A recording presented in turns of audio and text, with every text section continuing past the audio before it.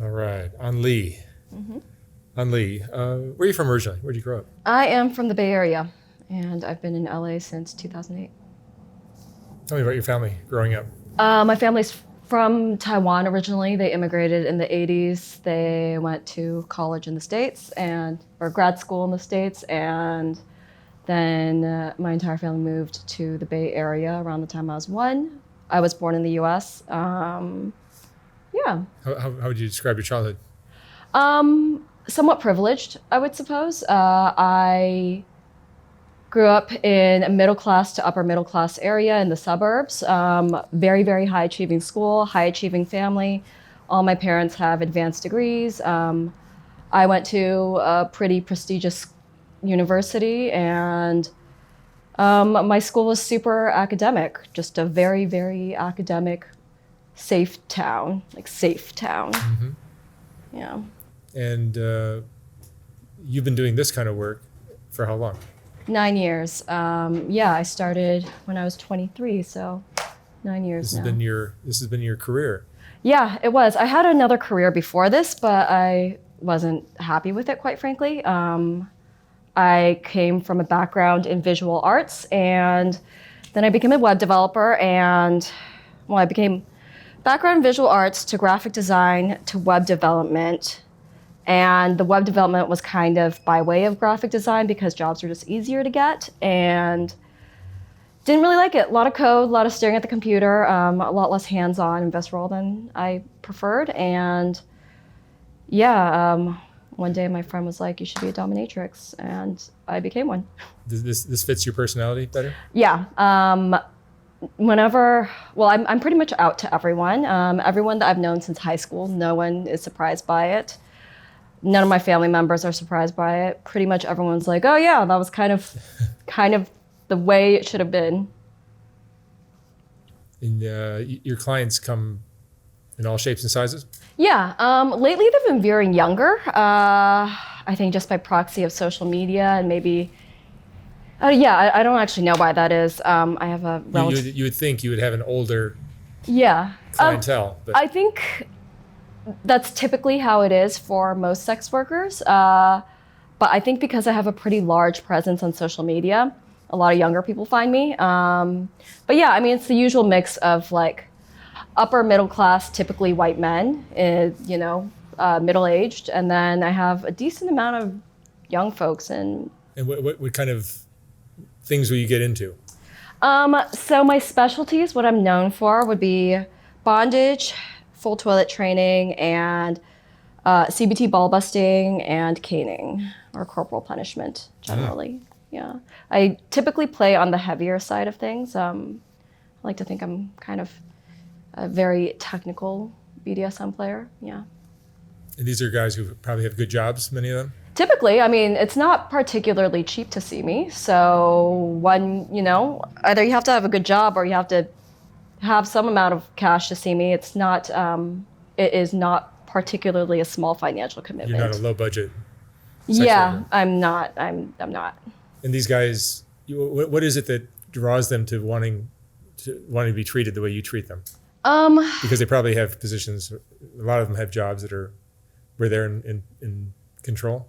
Yeah, so that's a very broad question. The stereotypical answer would be, a lot of these people are in control a lot of the times in their life and they need a way to relax. Sometimes people have very specific fetishes that their partners can't or won't subscribe to.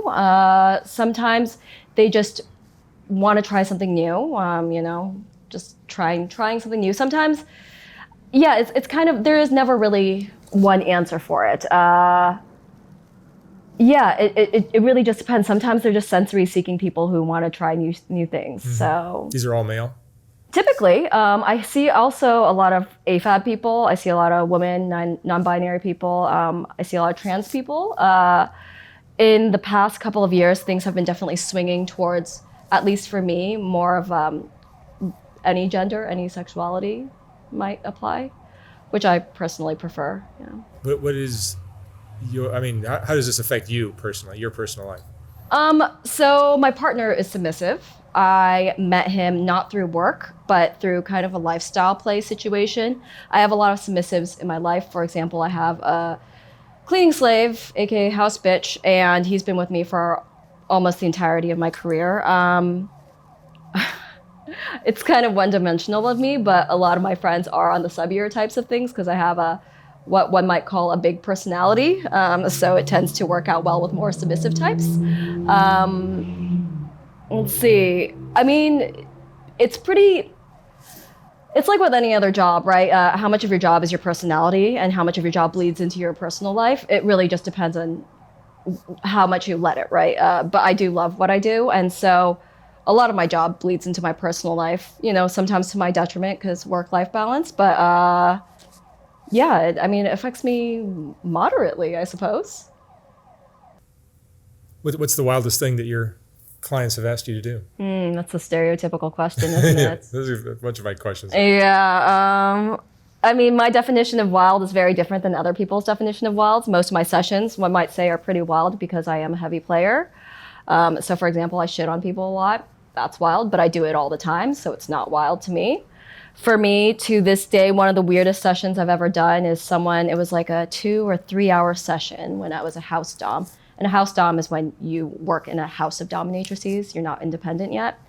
And this guy was just really scared of everything. And he wanted me to write 3 comparative essays about how weak he was, using specific keywords in kind of like a very scholastic sort of way. It was to this day still one of the weirder sessions I've done because he had a whole list of keywords and, photos, and it had to be compare and contrast. And the basic gist of it at the time, I was advertising myself as this like genius dominatrix with like a genius IQ. And yeah, so it was a weird session. It was just my hands were tired from writing like 6 pages of essays. So let me ask you a 2-part question. So what do you think it was about their childhoods that led them to need this kind of treatment?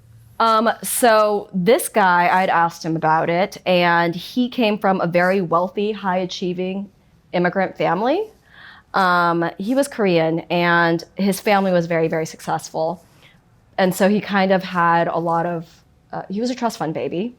But he didn't really achieve much in his life, and he had really overbearing parents who were constantly really hard on him academically. And then he moved to the US where he was a small Asian guy, and he got made fun of a lot for being just kind of a shrimpy dude trying to be athletic.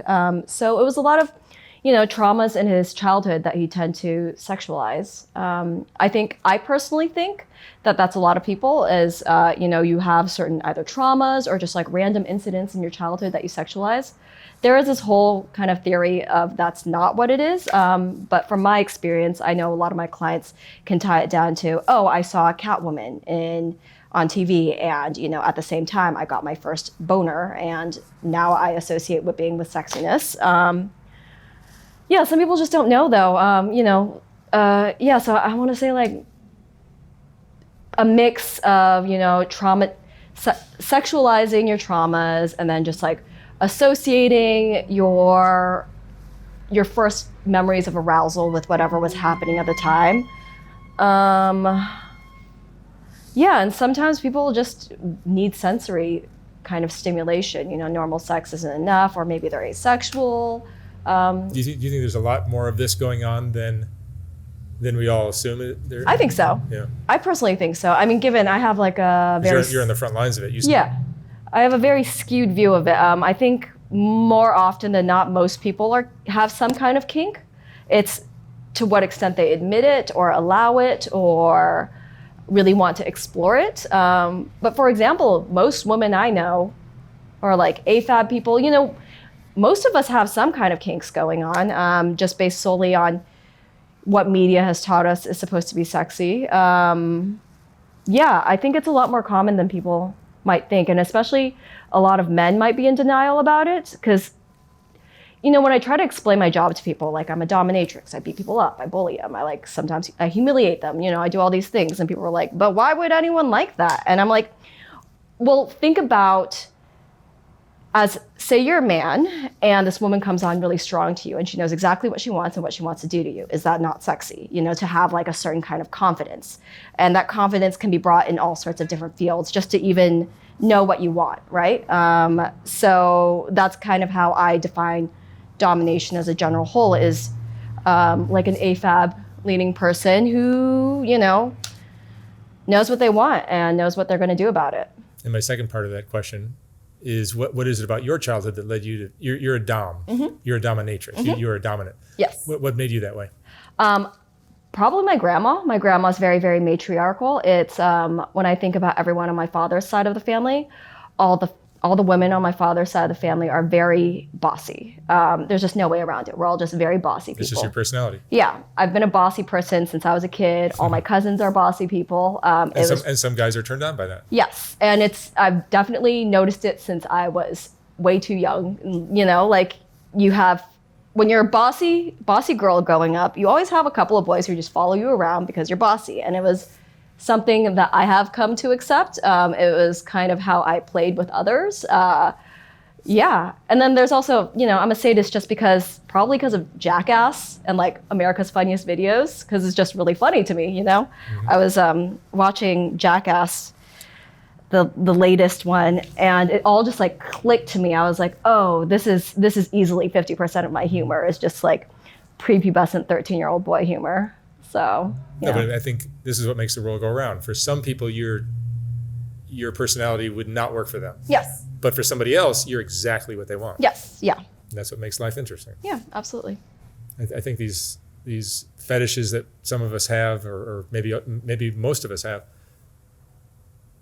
I think if we just eased up our attitudes about it, we could all just enjoy ourselves more. Yeah, definitely. And, you know, I see a lot of people who are in extreme denial of their fetishes. Maybe their partner doesn't want it, so they're trying really hard to be vanilla and normal. And what I always see consistently, pretty much time after time after time, is the more you deny it, the stronger the need comes. And, you know, I don't necessarily believe in sex addiction as a whole. I mostly believe in like some people have addictive qualities about them.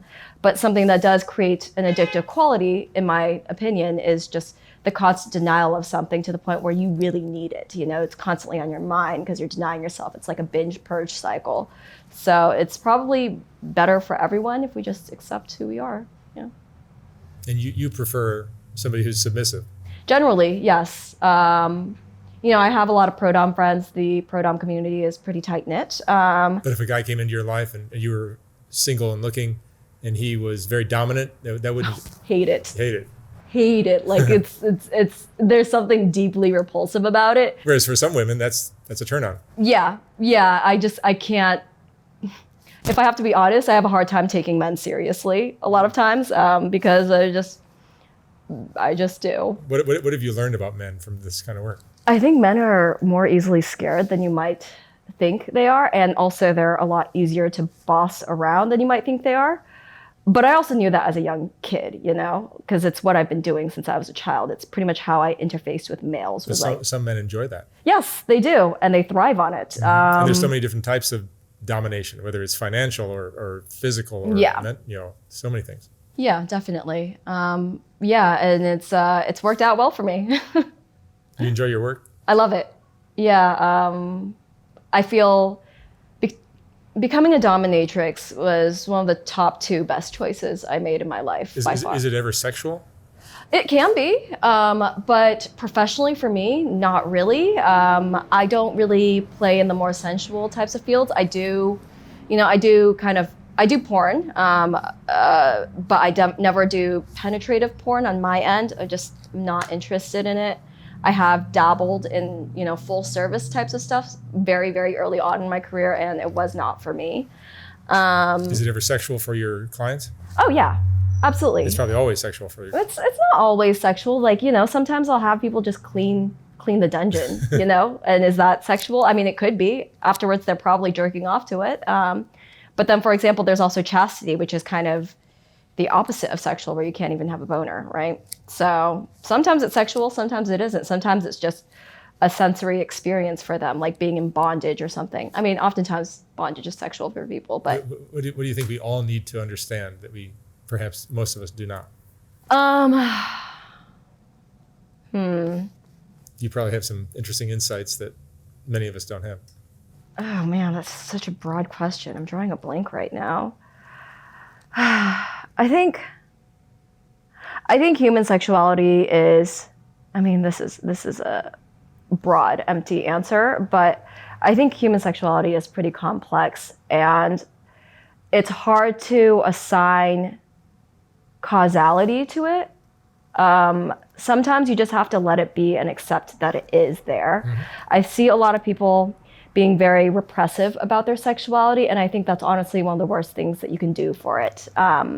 You kind of just have to let it be and accept that, or else it's just going to get weirder and weirder and more compulsive and addictive for you. At the same time, there's a balance to everything, right? It's a world that many of us don't even know exists. Yeah. And it probably exists much more. Oh, yeah. Like around here, not in Skid Row, but, within half a mile of here, there are at least 5 dungeons. Right. Yeah. And there's loads of them, and they're actually quite nice places. And the people that go there are not demented and no. and on drugs and all that. Some of them are, but I'm sure most of them are not. I think it really depends on how you screen people. Are drugs a big thing in your line of work? So not for me personally. I do a lot of heavy screening. When I was younger and not independent and wasn't doing my own screening, I certainly came across a decent amount of drug use. But for my own safety and for my own preferences and the types of clients I like, I prefer people to be relatively sober in our sessions. Like, fine, have a drink before, smoke a little weed, but like, do not be high. Like, do not be out of your mind, especially for our first scene. Yeah, I do know that it was different in the 80s and 90s, though, where dungeons were kind of like drug dens, but I don't believe it's really that way now, unless you go to different types of dungeons. I mean, there's room for all sorts within sex work, really. Is there any advice you would give a woman who's single and out there, dating and whatever? There's things that she probably could use that you've learned. I think the thing that most people lack is consent, being able to discuss consent. I know for me personally, probably one of the things that I've really learned and gotten familiar with was being able to discuss consent. I think especially when you're raised as a woman in this society, you kind of learn just to take whatever sexual advances come your way, right? You're lucky to have it. It's just a compliment. You look at porn and they're getting pushed around, and there's rough play and stuff like that, which is totally fine if you discuss it. But I think a lot of people fail to discuss these things before they engage in sexual activity. The thing about BDSM relationships is there's a lot more agreement on what we want, what we enjoy, and what we don't like. Whereas when you go into a conventional relationship, conventional hetero relationship, it's kind of like, oh yeah, well then you're gonna, how explicit can I be on here? You can say whatever you like. Okay. Like, you're gonna suck my dick, and then like maybe I wanna fuck you in the ass, and like, we'll talk about it. Like, we'll talk about it afterwards, but mostly like I'm gonna come first, and then, we'll see. There's, given that's a terrible stereotype. I know not everyone is like that. But I've never had more consent violations than I have within my vanilla relationships. Whereas within my BDSM relationships, we have talked in detail about what we like, what we want, what we don't like. And I think vanilla relationships really, you should do that because it's sexy to be able to talk about consent. And it's certainly a lot sexier than feeling assaulted afterwards. That's what I've seen from a lot of the fetish people that I've interviewed is the communication is incredibly good. Yes. And it should be like that in everything. It shouldn't just be like that because we're engaging in alternative sexuality. It should be that way in life, mm-hmm. in every aspect of it. Yeah. I think it moves us all forward. Yeah, definitely. In a better way. Definitely. And it's also kind of foolish to assume that we all want the same things just because they're presented a certain way in popular media. Obviously, I don't want the same things as everyone else, It's an easier, when the communication is great, it's an easier way of finding out what you're into and what your partner is into, and maybe you guys are a good match and maybe you're not. Yeah, and so for example, my current partner, he was married before me in a decade-long marriage, and he only really came out to her about his predilections maybe halfway through the marriage, and they attempted it, and that was part of the downfall of their relationship, was just this complete incompatibility in the bedroom. I've also talked to loads of my clients and friends, and where it's stuff like they went into a relationship thinking that somewhere along the way that communication would get hashed out and they would have an understanding. But you go into the relationship with two different ideas in mind, and then halfway through you realize you don't really know each other. So I think it's important that we all be very, very upfront with who we are, what we want, what we need in a relationship right off the bat. Are fetishes ever changing, or are they pretty much what they are and you stick with that for the rest of your life? Oh, they're absolutely changing. I mean, for some people, it very much sticks to what it is. I see that typically more commonly in males, where their fetishes tend to be kind of like set in stone. But for me, I came into this with not as many fetishes as I have now. I just, shit just keeps on changing. I'm also a very sensory seeking person, so I need new things. It's part of why I do this, is, to fulfill that sensory need. So yeah, it absolutely changes. Yeah. Are some of your clients married and their wives probably just don't give them what they need? Yeah. And they've made an agreement, or maybe they're sneaking out and getting what they need? I mean, I think that's with all of sex work, right? As oftentimes it's, clients in unhappy relationships. I think it's also unfair to put the onus on the relationship too, because sometimes it's just dudes being shysty. But also I've met the wives of some of my clients. Some of my clients, their partners fully know about me. It's getting a little bit more common, especially with the younger crowd, because they tend to be a little bit more open-minded about this.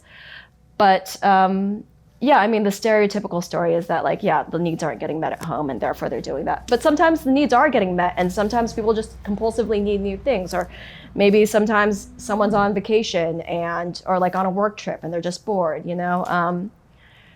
It's all kinds of reasons. But I think people would be surprised by knowing the number of clients that I have where their partners know me, especially because I provide a very specific sort of skill that the layman absolutely cannot provide, because I've spent years honing it, using a bullwhip or, tying someone up in a very specific way. You're not going to pick that up right off the bat. You need to see a professional about it, or even needle play, any kind of blood play, any kind of medical play.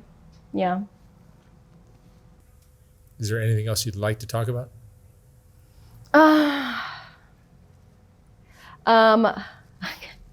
So there is something I would like to talk about. So I've seen a lot of your work online, and I think maybe it's by proxy of, your location, but the frustrating thing for me watching your videos sometimes is there's a bit of a save-a-ho mentality. Given a lot of these people are survival workers and stuff like that. But there are plenty of people who do this because we want to. And given I'm coming from a point of privilege to be able to do this, I can pick and choose the clients I want. I work in a relatively safe environment. I make a lot of money.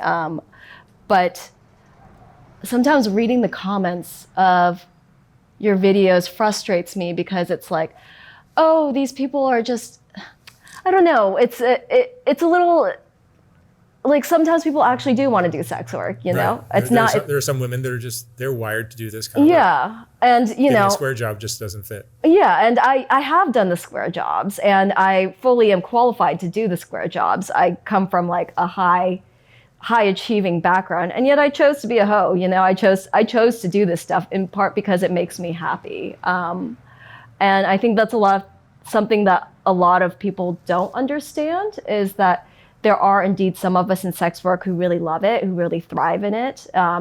It's not me running away from my problems or being compulsive about something. It's perhaps me facing my problems directly up front. And yeah, I don't know. Yeah, I wanted to. Yeah, no, that's a great point. And I, as I've been doing these talks, I've learned that is the case very often. Yeah. That some women and men are just, this is what they do best. Yeah. This is what makes them happy. Yeah. They don't need to be changed. They don't need to be fixed. Yeah. And, you know, I think in another lifetime, I probably still would have been a dominatrix. I just would have, because it's, you know, when I think about everything that has led up to this point, it all makes a lot of sense why I do what I do. And it makes me remarkably happy. I just can't think of another job that would be quite as fulfilling, that gives me as much freedom as this. Given it hasn't always been like that, I had to work pretty hard to get to this place. But, you know, now that I'm here, I'm pretty happy that I'm here, you know? Yeah, I think my goal in creating and sharing these videos is to learn. Yeah. For me and my audience, I think, enjoys learning, and we discover new things about each other, and I think it helps move society forward a little bit. Yeah. Yeah. And given I'm still like, being a sex worker is still a pretty disenfranchising part of society. You know, a lot of people make assumptions about who you are. I think, you know, the standard like, oh, comes from a broken family, lots of drug use, is just like, you know, an irreparable person, sort of stuff.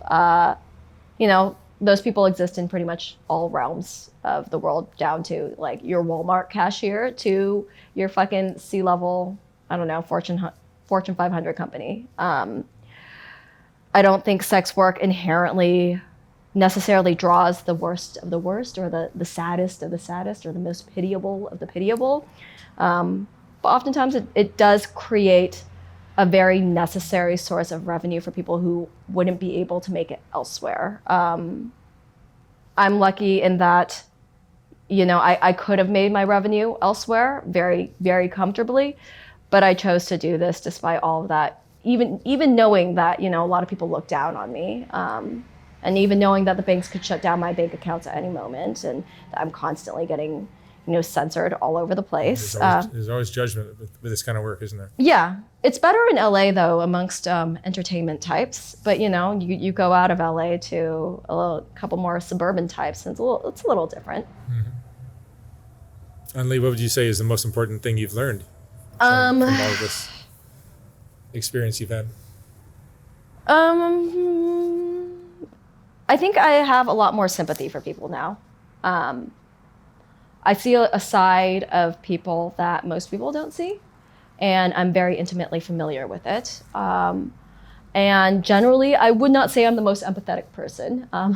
Tend to be a little bit robotic in things, tend to be really black and white about everything.